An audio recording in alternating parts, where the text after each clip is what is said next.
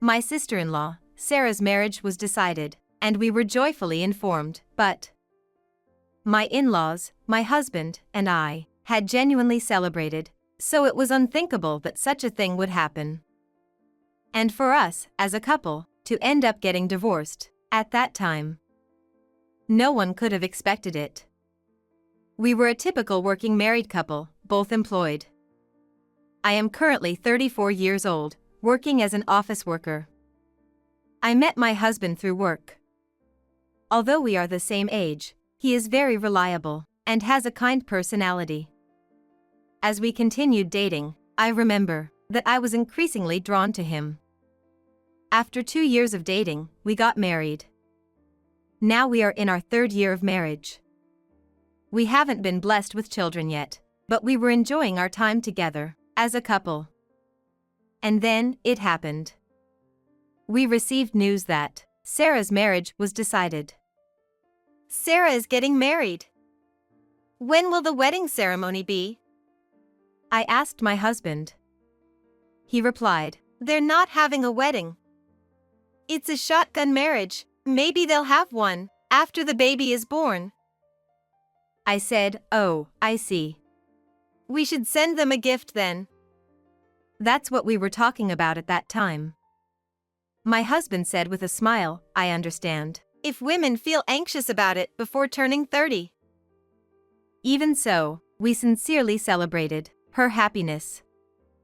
Of course, in-laws were overjoyed, and even during the family meeting, happiness was palpable. Her fiancé seemed very kind, and we felt reassured. However, it was 6 months later. My husband came home with a somber expression. What's wrong? I asked, and he let out a deep sigh. My sister. She had an affair with another man. It was a shocking revelation. What? I was so surprised that my eyes nearly popped out. Despite being newlyweds, she was having an affair with her coworker's husband, he said. Even more astonishingly, she confessed that the child in her belly was not her husband's but the result of the affair. My dad and mom are already really upset, like pulling their hair out. They said there would be a discussion this weekend. My husband said, feeling down. Sarah, who was so looking forward to marriage, why did she do something like this? I thought that, but there was nothing we could do. We could only wait for the outcome of the discussion. I was only worried about the child inside her belly. And on the weekend when the discussion took place, my husband's phone rang in the middle of the night.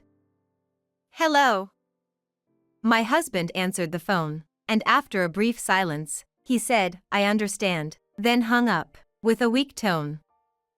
I could see from his expression that things had taken a turn for the worse. Like we thought, it's going to be a divorce. My husband spoke, with a slightly despondent tone. Well, it can't be helped, was all I could say.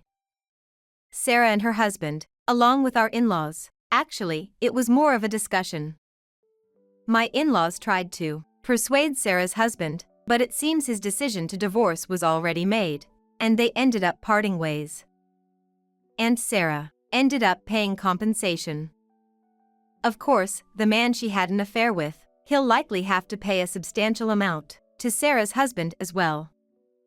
It's someone else's problem, but we also felt drawn by a negative aura. The child in her belly is undoubtedly the result of the affair, my husband continued. She seemed to be avoiding her relationship with her husband, with making up some excuses. So why did they end up having a shotgun wedding?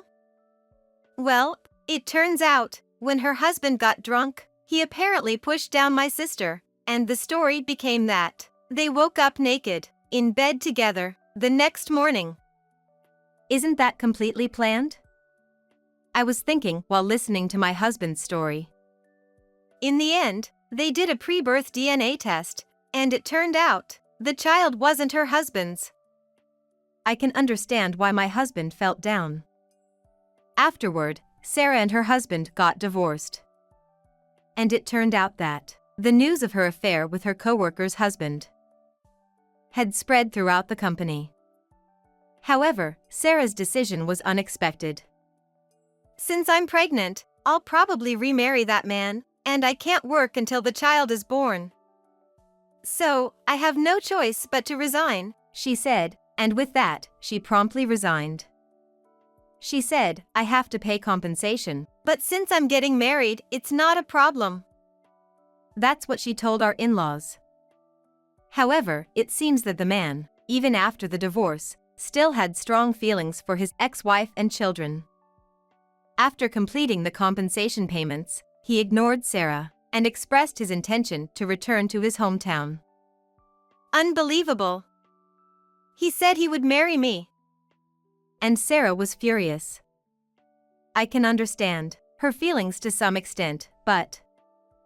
And the man, her affair partner, apparently said to Sarah, I'll acknowledge the child and pay child support, but I don't want to marry you.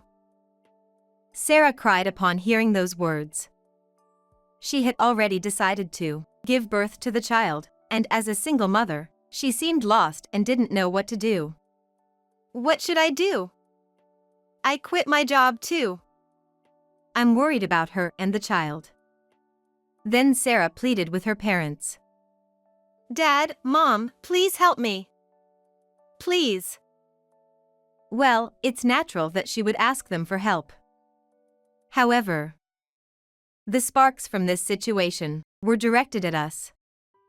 Our in-laws approached us with a surprising proposal. Suddenly, we were told to come to in-laws' house.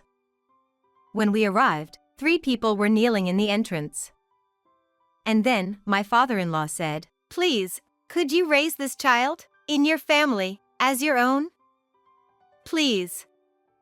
We can't think of any other way. Given the suddenness of the situation, I exclaimed, Wait a moment. Please wait. And then, I said a reasonable suggestion to the 3 of them. Wouldn't it make sense that Sarah and you 2 work together and raise the child?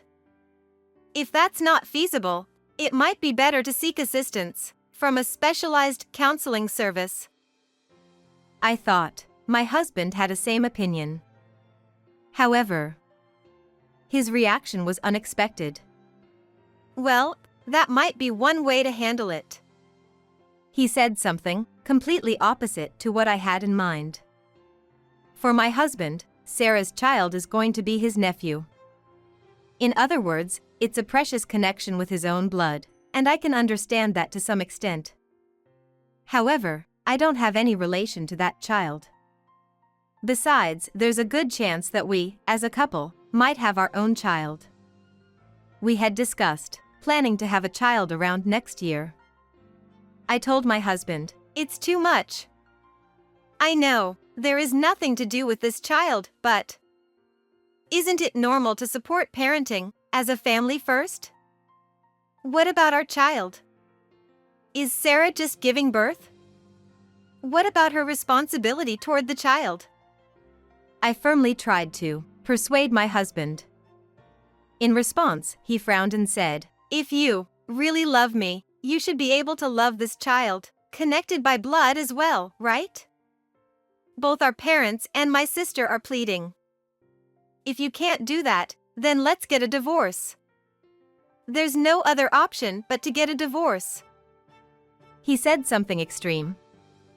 I was astonished by my husband's opinion. That idea, it's too far. The moment I heard my husband's words, the sound of my affection for him, crumbling, echoed within me. Suddenly, the situation around us took a turn for the worse.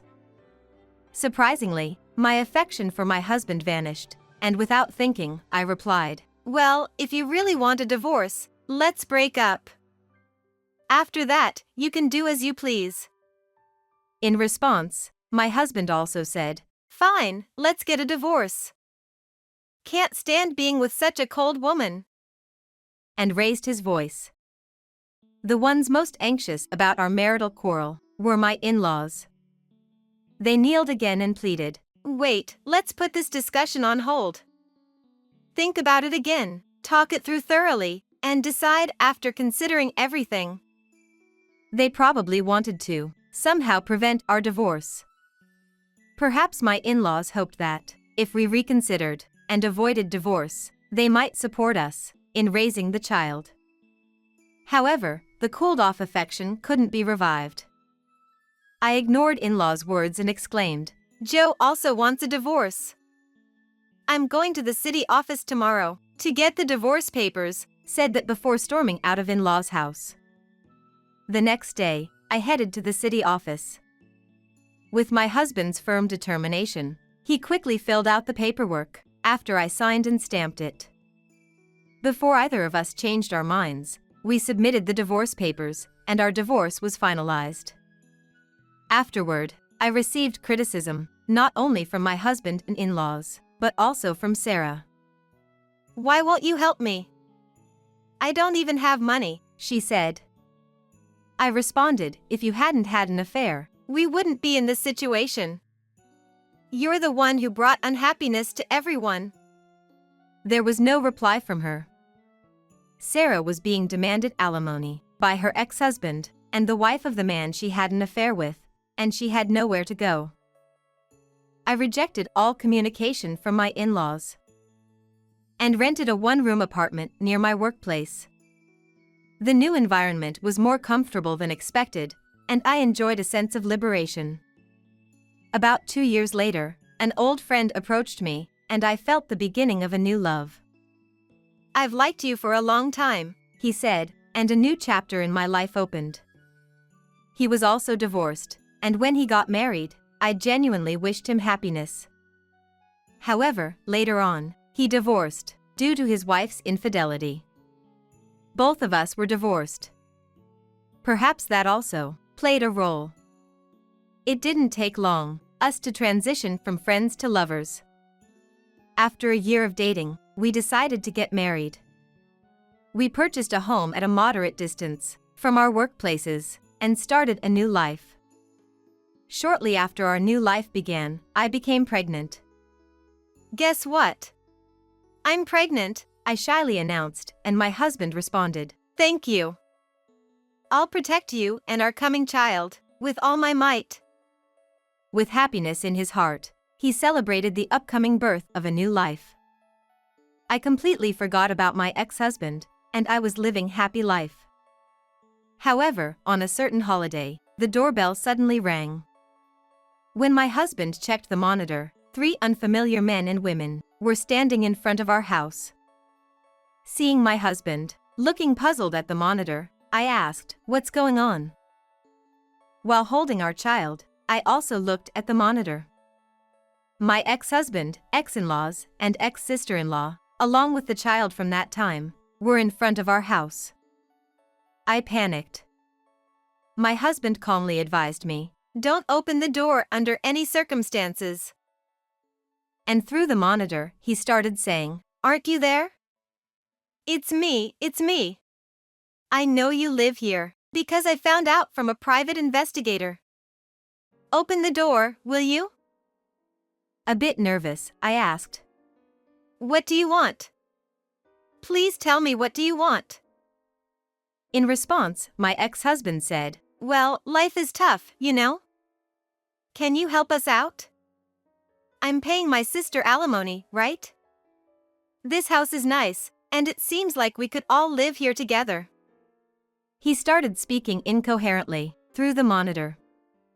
From his story, I learned that they sold the house for alimony, now live in a small apartment with 4 people, and are struggling financially, even behind on rent.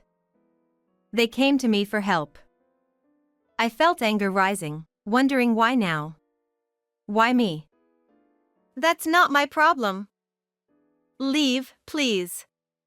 I angrily told them. In response, my ex-husband, with a hint of anger, declared, Even if you're not blood related, he's your nephew. I calmly replied, He's a complete stranger. However, my ex-husband's stubborn attitude gave me a headache. At that moment, my husband, who was beside me, asked, Do you have business with my wife? Surprised, my ex-husband replied, You got remarried? My husband calmly said. Yes, this is our home. So could you please leave? My ex-husband then accused, were you also cheating? That's probably why you divorced so easily. You were involved before the divorce, right? Pay me alimony. Alimony.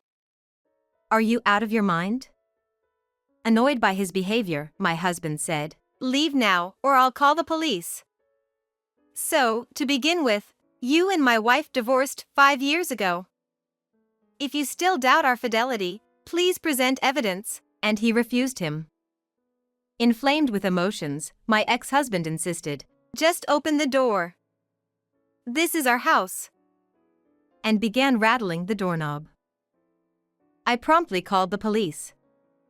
10 officers arrived, and my ex-husband and his family were restrained. 3 adults and 1 child were put in a police car and taken away.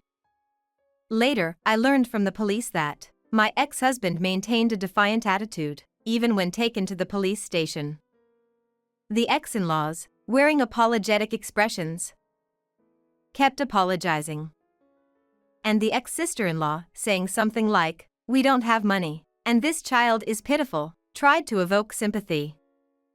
However, she was instantly refuted with so many family members, you could leave the child with grandparents, or in daycare and work, right? Sarah is incredibly healthy, so there's no reason she can't work. When the police saw through her attempt to fake tears, she cried and tried to cover up the situation. Although we could have taken legal action, if we pursued it, we chose not to sue under the condition, conveyed through a lawyer, that they never approach us again. After that, the former in-laws kept arguing every time, saying things like, I shouldn't have gotten divorced. Just work already. You're noisy. You go make money. It's impossible. This kind of life. It seems they were causing trouble for the neighbors, and they might be kicked out of the apartment. My friend told me. While I feel sorry for the child, I believe this is unavoidable. I can only hope the child can be placed in a facility. As for me, life has been peaceful since that happened. I surround myself with my little one and enjoy happy moments. I hope both my husband and I can stay healthy and well until our child grows up, and I'll do my best as a wife and mother.